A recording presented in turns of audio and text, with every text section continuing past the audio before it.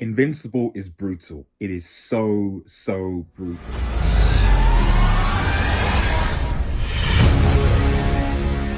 Yo guys, Red Marvel back again. Today I'm going to be reviewing Invincible Season 2, Episode 1. Before we get into it, if you're new to the channel, remember to like, share and subscribe to Red Marvel. Follow us on Twitter and Twitch. Links are in the description. So let's get into it, guys. To be honest, I forgot how brutal Invincible was. And the first episode, unlike the first episode of the first season, which was like, okay, this is going to be, you know, a nice family-friendly superhero thing, yada yada yada. This wasted no time. This went straight into it. It was like, right, you got on this alternative Earth. You have Omni-Man and Invincible together.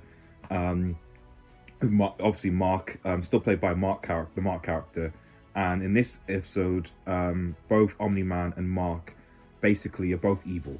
Mark has agreed to side with Omni-Man to put Earth under the Viltrumite Empire's jurisdiction, and in this sort of alternate universe, and they're just brutal. It's killing human beings, just on the resistance, just killing them all, and it's just and they don't care about human life. They're just like, let's just kill them all. It doesn't matter.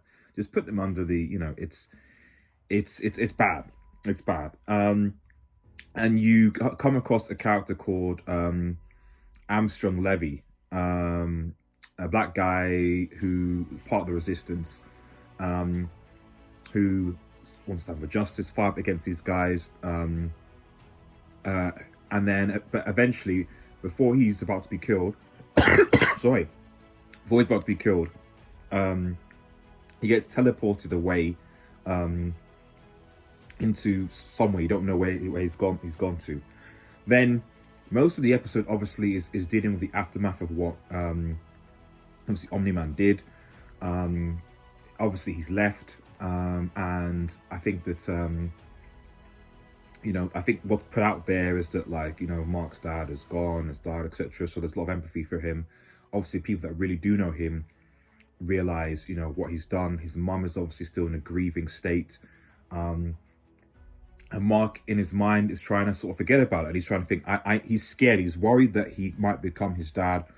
And that's why the juxtaposition between, you know, that alternate universe and this Mark, who in this universe is probably one of the few universes where Mark didn't side with Omni-Man.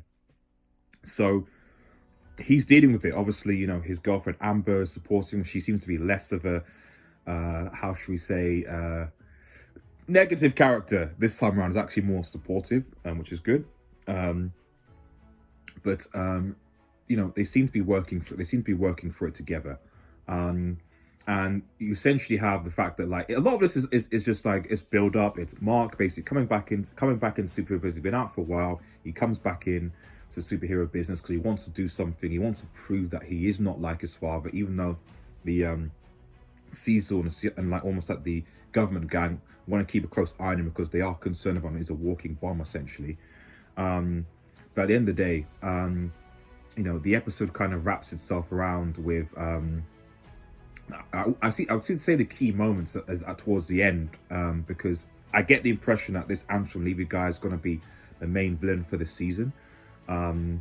With possibly maybe there being some sort of crossover between this dimension and that negative dimension where Mark obviously is a bad guy.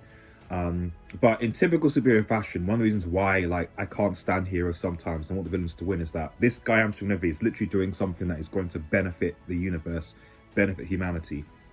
And rather than ask what's going on, Mark and obviously Caesar and stuff like that, like, forget about asking.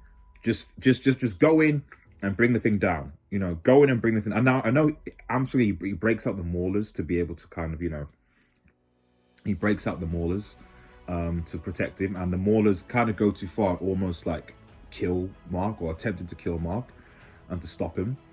And in fairness, it was the prime angstrom Levy who has brought in all these other angstrom Levies in to kind of combine their knowledge of the multiverse so he can basically use it to cure disease and cancer and all these different things, which would be good. But he doesn't want that age bathed in blood. So he takes off the helmet, which was designed to kind of put all this information in him. Now I assume that given after the event, the explosion happens, we're going to see some negativity coming from that wrong desire, let's put it that way.